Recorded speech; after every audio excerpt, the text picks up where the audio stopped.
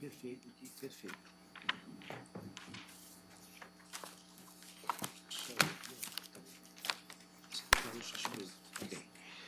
Eu trago a julgamento de relatoria. Pode ser. Está bem. Ministro Celso, há um HC em que eu estou impedido e a ministra Carmen se declarou suspeita. Então, eu passo a presidência a Vossa Excelência? Pois não. Então, senhor presidente, Vossa apenas... por gentileza. Não, senhor presidente, pela ordem, é que recebi, sem nenhuma antecedência, uma petição do nobre advogado de que não fora intimado previamente a sessão de julgamento. E, então, não trouxe o processo a julgamento porque deferiria o adiamento do próprio gabinete. No presente momento, eu verifico que o advogado compareceu. Neste HC? Não, é de um outro processo. É só para eventualmente dispensá-lo. É um inquérito 2606 de Mato Grosso. Pois não. Então, eu tenho notícia que o advogado chegou ao tribunal tendo requerido o adiamento por falta de intimação prévia. Não. Então, não vamos chamar esse processo, é o inquérito 2606, sendo de relatoria de Vossa Excelência, a sustentação oral, é uma denúncia, não é? E, então, nós comunicamos que não será chamado este processo, mas será julgado oportunamente, data a ser futuramente anunciada, e o advogado fica devidamente informado deste fato. Ministro Celso, Vossa Excelência está com a palavra. Sendo relator o eminente ministro Marco Aurélio, havendo declarado suspeição a eminente ministra Carmen Lúcia e também Vossa Excelência, senhor presidente, chama a julgamento o habeas corpus 97.009 do Rio de Janeiro, sendo impetrante paciente Johannes Heinrich Matias, coator, relator do HC 94961 do Supremo Tribunal Federal. Eminente ministro, o relator tem a palavra. Sim, presidente. O juiz da 4ª Vara Federal Criminal do Rio de Janeiro condenou o paciente de nacionalidade alemã a 8 anos de reclusão pela prática de tráfico internacional de drogas. O acórdão do Tribunal Regional Federal da 2ª Região, mediante o qual, desprovida a apelação da defesa, transitou em julgado em 24 de abril de 2001. Em seguida, ante a condenação criminal referida, o paciente foi expulso por ato do ministro de Estado da Justiça.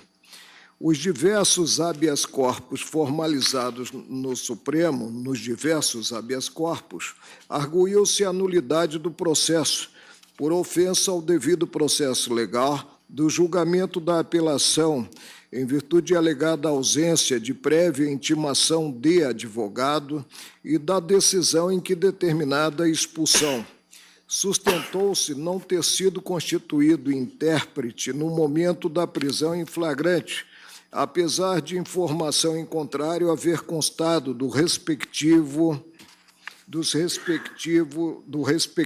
auto, nem por ocasião da oitiva das testemunhas na audiência de instrução criminal. Apontou-se ainda a nulidade da sentença por falta de fundamentação.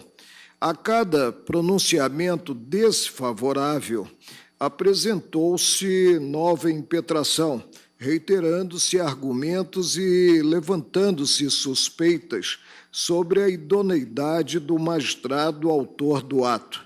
Asseverou-se que todas as decisões anteriores foram prolatadas contra as evidências constantes nos processos, sendo motivadas por racismo ou xenofobia.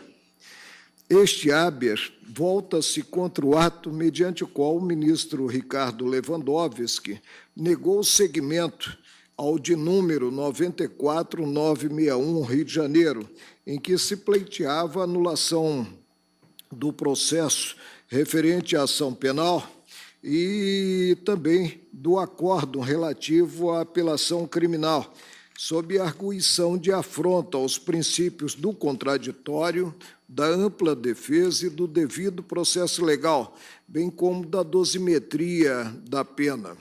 O paciente impetrante reafirma a nulidade do processo, menciona não ter sido a dosimetria da pena devidamente fundamentada na sentença, aduz que o exame da apelação criminal ocorreu sem prévia publicação da pauta, requer seja, no mínimo, declarada nula assentada, na qual desprovida.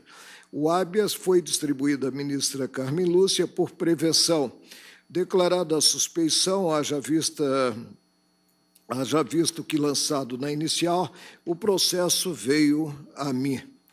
O Ministério Público, a folha 110 a 118, anota que as teses referentes à ilegalidade do processamento da ação penal, ao erro na fixação da pena e à insubsistência do decreto de expulsão foram analisadas nos habeas 83.964, 84.478 e 89.588. Quanto à afirmação de que não houve publicação da pauta antes do julgamento da apelação criminal, destaca a ausência de prova pré-constituída e a inexistência de análise da matéria pelo Superior Tribunal de Justiça. Em despacho datado de 11 de dezembro de 2012, solicitei informações ao ministro Ricardo Lewandowski, relator do habeas 94.961, Rio de Janeiro.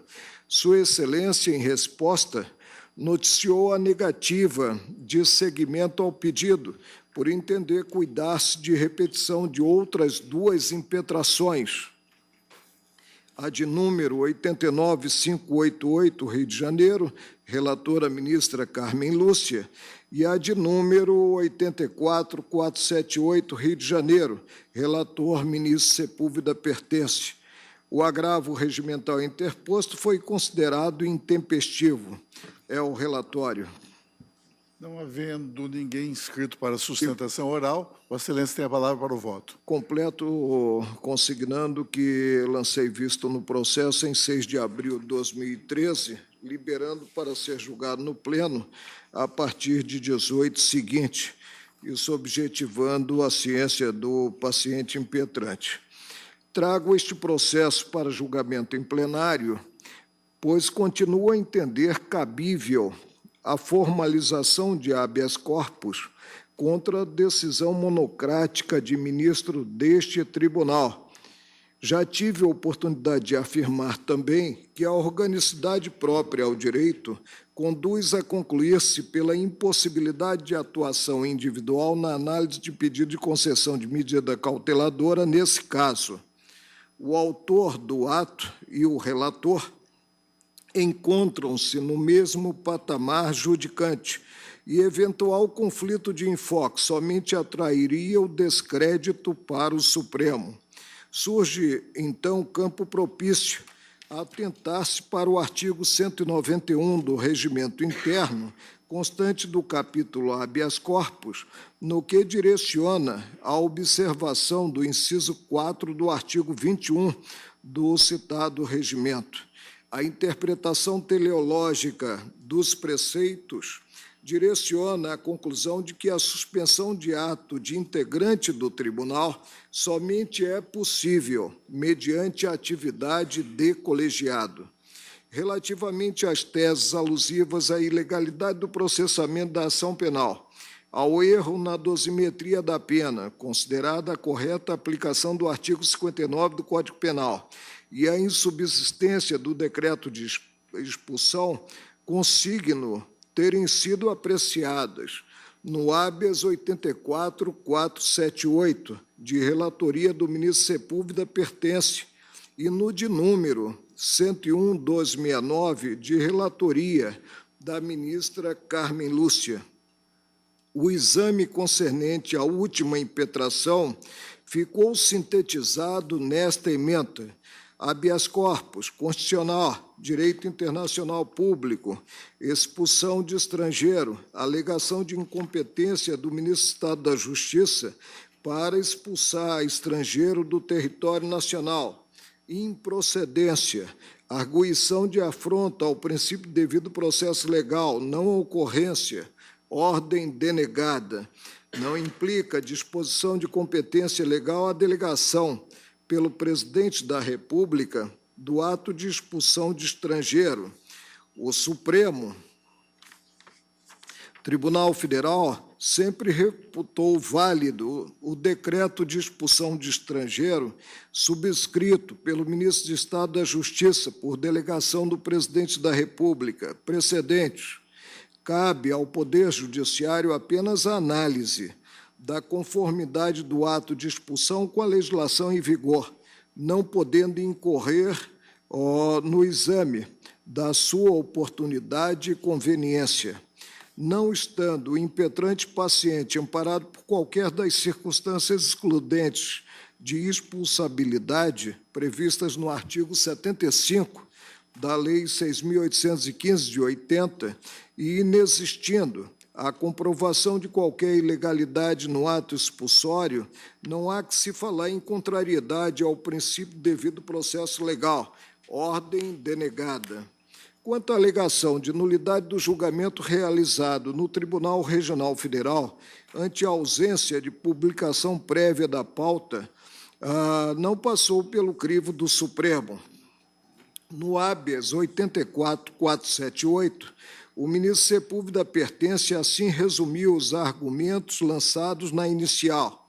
Alega-se, a, que o paciente não recebeu a acusação em língua conhecida e nem foi assistido por um intérprete. B, a ausência de fundamentação da sentença e do acórdão da apelação. Constituição Federal de 88, artigo 93, 9. C, que o paciente praticou o fato sob coação moral irresistível. Código Penal, artigo 22. D, falta de prova da materialidade da autoria. E, ausência de oportunidade para apresentação de memoriais e alegações finais.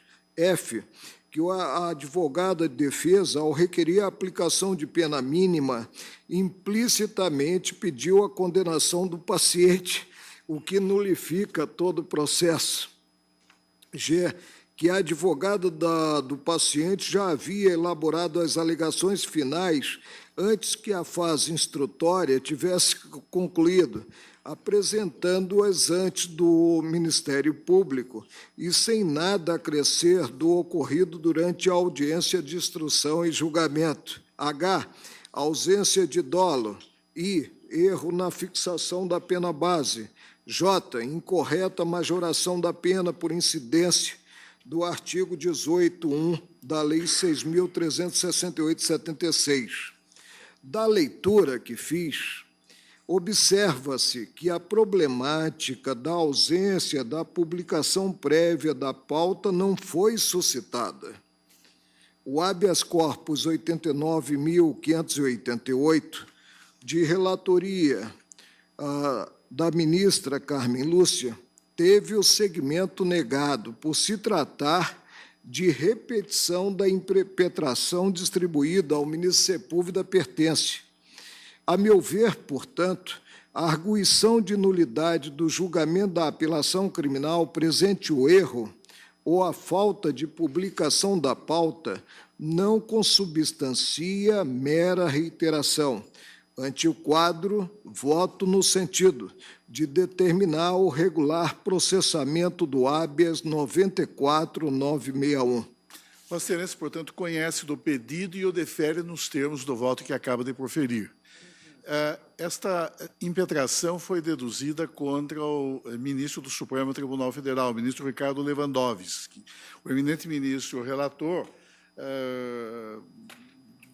suscita uma questão prévia no seu voto ao reafirmar a sua posição, no sentido de que é admissível a ação de habeas corpus quando ajuizada contra ministro relator do Supremo Tribunal Federal.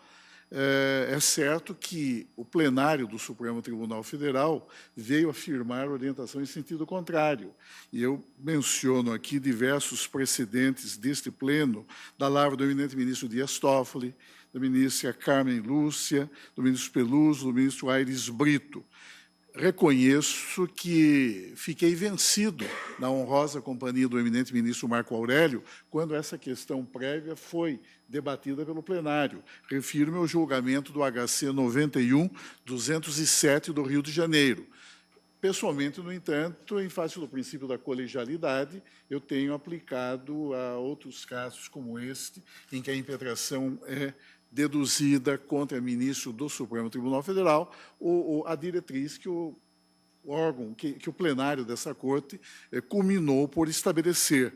Eu leio um acordo mais ou menos recente que diz o seguinte: agravo regimental, habeas corpus, processual penal, impetração dirigida contra a decisão singular de ministro do Supremo Tribunal Federal, aplicação analógica da súmula 606, negativa de seguimento do writ, decisão recorrida em sintonia com a jurisprudência do Supremo, agravo desprovido. A recente orientação jurisprudencial desta nossa Casa de Justiça é no sentido do descabimento da impetração de habeas corpus contra ato de ministro relator do próprio tribunal por aplicação analógica da súmula 606 do Supremo, e a ementa deste julgado plenário menciona outros tantos precedentes a que já aludi. Eu menciono o HC 103, 193, do ministro Aires Brito. Enfim, essa é a questão que se coloca. Eu estou com saudade de vê-lo na cadeira da presidência. Pois então, eu tenho a impressão de que nós deveríamos enfrentar essa questão prévia sobre a admissibilidade ou não da ação de habeas corpus quando ajuizada contra ministro do Supremo Tribunal Federal. O plenário firmou uma diretriz contra a qual já se insurge o eminente ministro Marco Aurélio e que teve a minha inteira adesão em voto vencido quando do julgamento do HC 91-207. Vossa Excelência me permite? É que, para mim, a adequação do habeas corpus, né, ela se contenta com a articulação da prática de um ato ilegal na inicial, procedência ou não, é questão alusiva ao mérito, né? E a existência de um órgão acima do autor do ato atacado. E nós estamos costumeiramente dizendo que acima de cada qual dos integrantes do Supremo está o colegiado. E eu não consigo mitigar essa ação nobre, que é o habeas corpus, no que voltada a preservar na via direta e indireta a liberdade de ir e vir. E reafirmo que não temos semideuses no tribunal. Portanto, eu colho os votos. Ministro Teori Zavascki. Senhor presidente, sobre a questão prévia. Eu proponho que se reafirme, se ratifique a orientação já adotada no plenário. E as razões lá deduzidas acrescentaria o seguinte: a decisão monocrática, indeferindo desde logo esse habeas corpus, teve certamente embasamento no artigo 21, parágrafo 1º do regimento interno do tribunal, que nada mais é do que a reprodução, praticamente ipsis literis, do artigo 38 da Lei 8.038 de 90, que tratou sobre recursos, e que diz o seguinte: o relator no Supremo Tribunal Federal ou no Superior Tribunal de Justiça decidirá o pedido ou o recurso que haja perdido seu objeto, bem como negará seguimento a pedido ou recurso manifestamente intempestivo, incabível ou improcedente, ou ainda que contrariar nas questões predominantemente de direito, súmula do respectivo tribunal.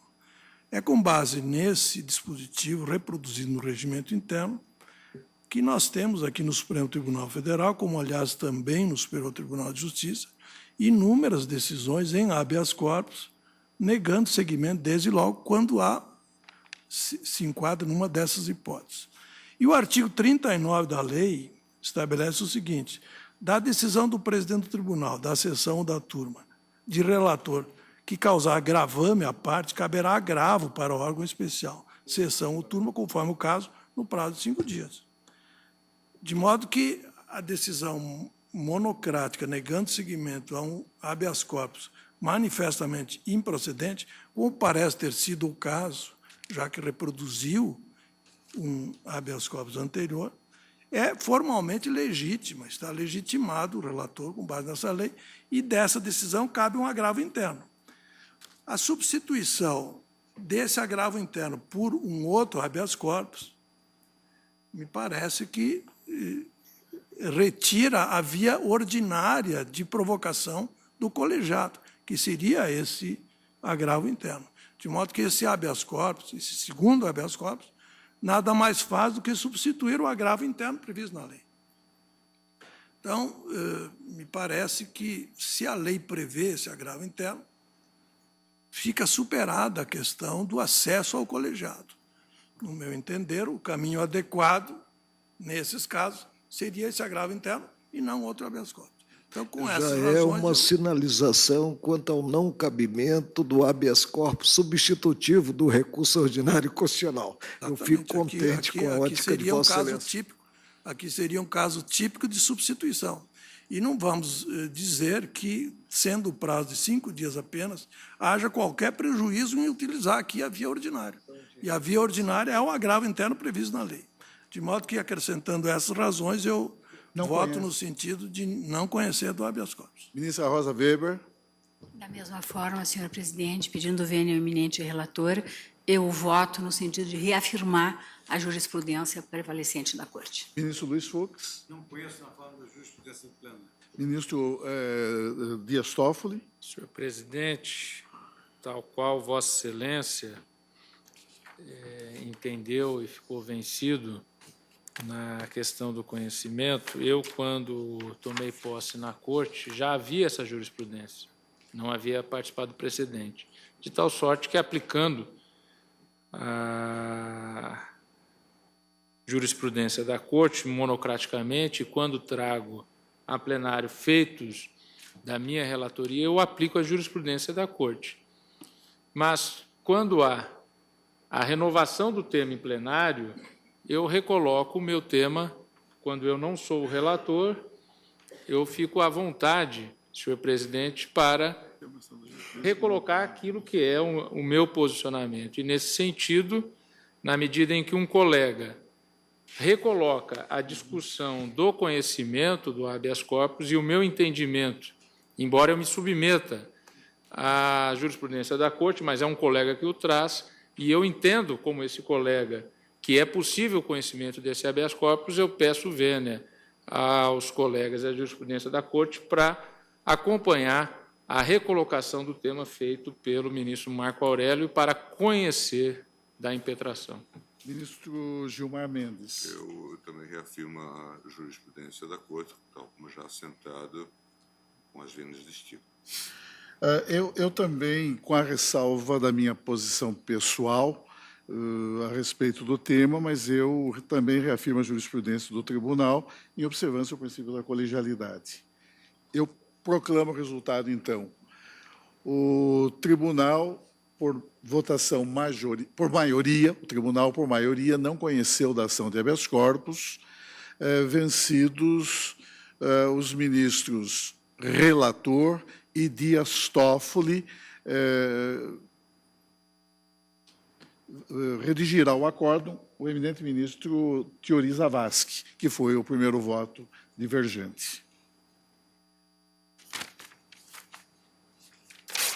Agradeço ao eminente ministro Celso de Mello pela proficiente condução dos trabalhos, como é de hábito.